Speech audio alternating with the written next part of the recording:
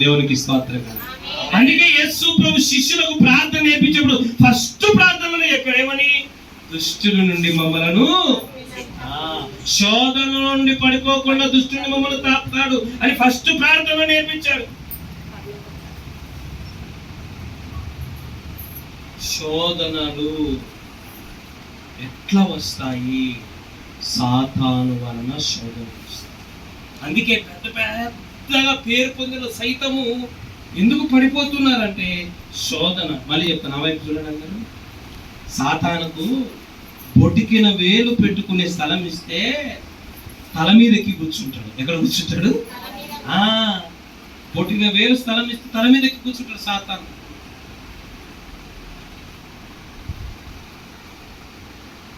అందుకే అపవాది చాలా కుయుక్తిపరుడు.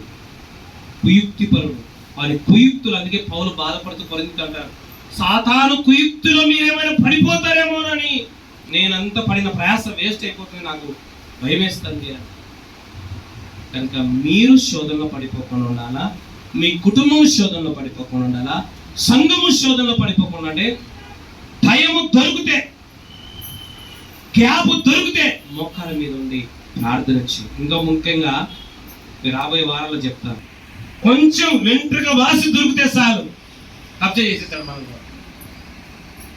మొదటిది రేపు వారం అవతల వారు ఇంకా ఎక్కువ చెప్తారు ఈ శోధన గురించి. శోధనలో ప్రవేశించకుండా మనం ఎందుకు ప్రార్థించాలంటే, శోధనలు కలిగి 3 దారుల్లో మొదటిది అపవాది ద్వారా శోధన కలుగుతుంది.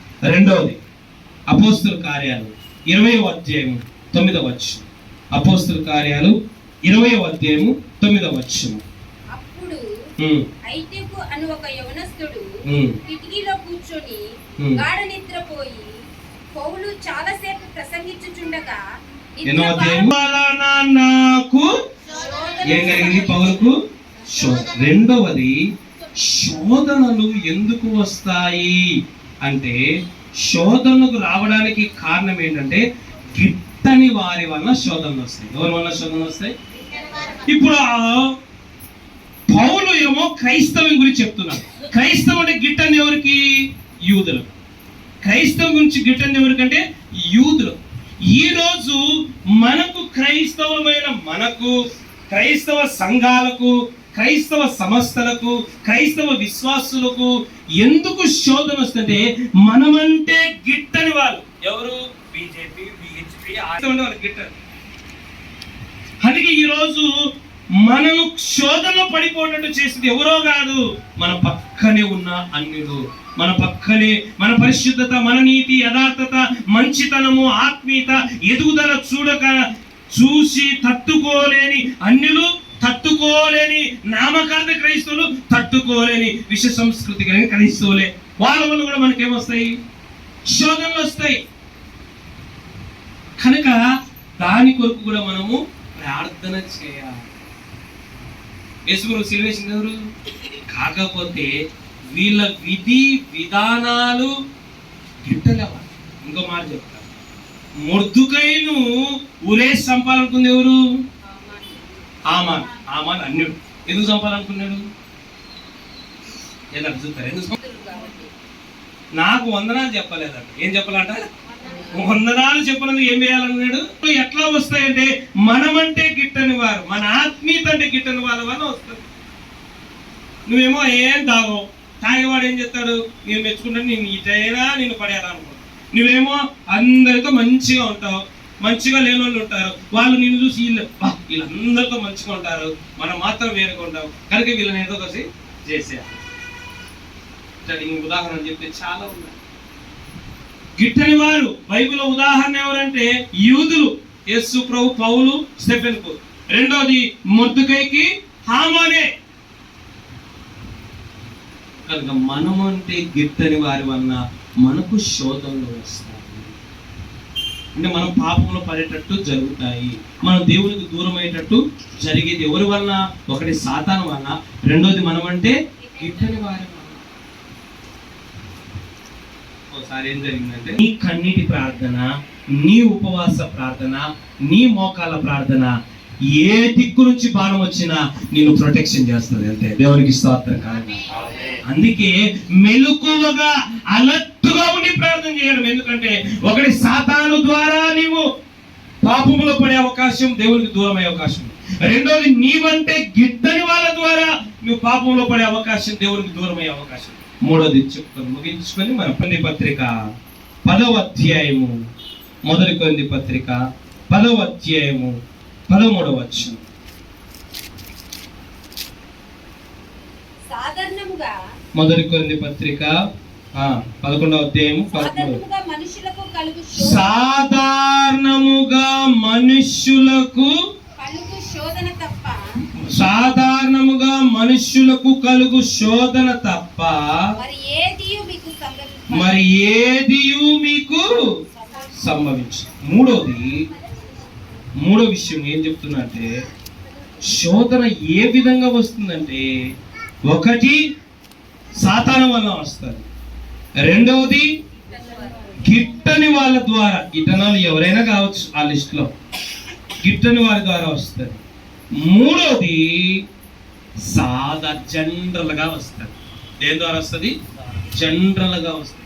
అది దేవుడు నమ్మిన వాళ్ళకి వస్తుంది, నమ్మని వాళ్ళకి వస్తుంది.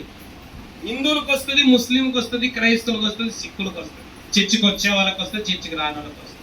ఇవేంటి?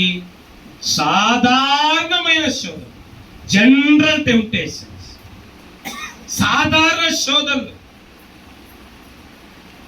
సాధారణంగానే వస్తాయి. ఎట్లా చెప్పంటారా? నా వైపు చూడండి.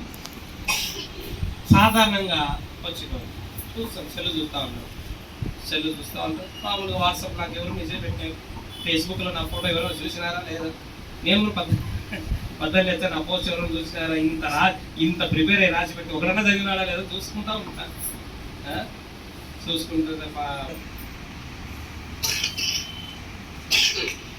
అందుకే సాధారణంగా మనుషులకు కలుగు సాధారణ కలిగే శోధన ఎక్కడి నుంచి వస్తుంది? ఫస్ట్ ఇక్కడ నుంచి వస్తుంది. ఎక్కడి నుంచి?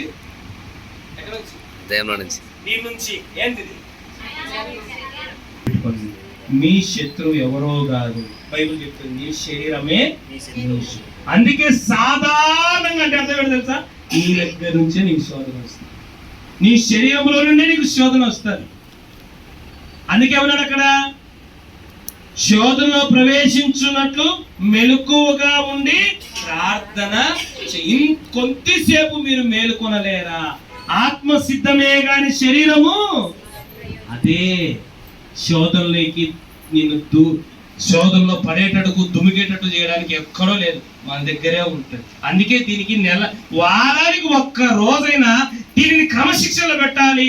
నీ మాట వినాలంటే ఏం చేయాలి? దానికి ఉపవాసం పెట్టాలి. నా వైపు చూడండి.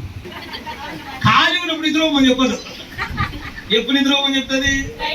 బైబిల్ చదివేప్పుడు, ప్రార్థన చేసుకునేప్పుడు, చర్చికి వచ్చేప్పుడు, ఆరాధన చేసేప్పుడు నిద్రపోవాలి. నువ్వు కూడా మా అమ్మ చెప్పిన మాట అయినా విన్నాను, కానీ నువ్వు చెప్పిన మాట మాత్రము కానీ చిన్నగా ఏం చెప్తావు? మీ క్వశ్చన్ తెలుసా? ప్రపంచంలో శరీరానికి బానిసలైనంతగా యవ్వనముల గురించి కాదు, అందరి గురించి జనరల్ గా, ఇక దేనికి మనిషి బానిస? ఎందుకంటే ఇది ఏం మళ్ళీ చెప్తా వినండి కొటేషన్. ఇది ఏం చెబితే శరీరం చెప్పినట్టు వినేవాడు నరకంలో మొదటి స్థానంలో ఉంటాడు. తాను చెప్పినట్టు శరీరం వినేటట్టు చేస్తున్నాడు పరలోకంలో మొదటి స్థానంలో. శరీరం చెప్పినట్టు మనం బతకకూడదు, మనం చెప్పినట్టు శరీరము బతకాలి. అందుకే ఈ శరీరము నిన్ను పాపంలో పడడానికి ప్రధాన శత్రువు. అందుకే శరీరం చెప్పేటప్పుడు నువ్వు వెంటనే చెప్పాలి నోరు మూసుకొని. ఆ శరీరము నీ మాట వినాలంటే వారానికి ఒక్కరోజు దానికి ఏం పెట్టాలా? ఉపవాసం. కడుపు కాల్చాలా. ఉపవాసాలు మన పితరులు బైబిల్లో ఊరికనే పెట్టాలే, పొద్దుపోక పెట్టాలే. ఎందుకు పెట్టంటే డాక్టర్ భాషలో చెప్తారు, లంకనం పెట్టాలంట. ఏం పెట్టాలంట? లంకనం పెట్టాలంటే ఉపవాసం ఉండాలి. అప్పుడు శరీరము నీ చెప్పు చేతల్లో ఉంటుంది. బైబిల్ అదే చెప్పింది, నీ శరీరం నీ చెప్పు చేతల్లో ఉండాలంటే నువ్వు ఉపవాస ప్రార్థన. ఉపవాసం ఉండాలంటే నీ శరీరము లోక సంబంధం వాటి వైపు వెళ్ళడానికి ఇష్టపడదు. నువ్వు శోధన జయించగలుగుతావు. శోధన జయించే శక్తి ఉపవాసానికే ఉంది. అందుకే సాధారణంగా జనరల్గా కన్ను ద్వారా శోధన వస్తుంది, లేదు పంచేంద్రియాల ద్వారా జనరల్ శోధనలు మనకు వస్తాయి. వాటిని జయించాలంటే దానికి ఉపవాసం పెట్టాలి. అందుకే దేవుడు అన్నాడు, మీరు శోధనలో ప్రవేశించుకున్నట్లు మెలకువ కలిగి ప్రార్థన చెయ్యండి. శోధనలో పడిపోవడానికి ఎవరు కారణం? ఈ వారం వాక్యం. ఒకటి సాతాను కారణం, రెండోది గిట్టని వారి కారణం, మూడోది సాధారణమైన కారణాలే. కనుక ఈ మూడిటిని గుర్తిస్తే మనం శోధన చేస్తాం. బైబిల్ అంది, శోధనను జయించిన వారికి ఏముంది? కిరీటం ఉంది, పరలోకం ఉంది, ధన్యుడైతారు. కళ్ళు మూసుకుంటున్నారు.